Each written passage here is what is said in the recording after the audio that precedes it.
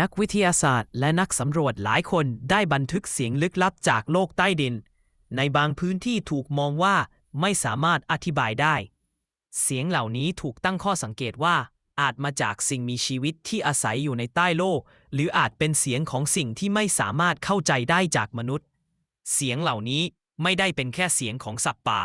แต่เป็นเสียงที่มีความลึกลับและบางครั้ง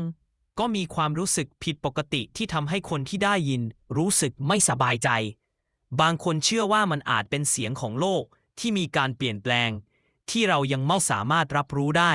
หรือบางทีอาจจะเป็นการเตือนภัยจากใต้พื้นโลกที่ยังไม่สามารถเข้าถึงได้ถ้าชอบกดไลค์กด subscribe เพื่อไม่พลาดเรื่องชวนสงสัยอื่นๆนะจ๊ะ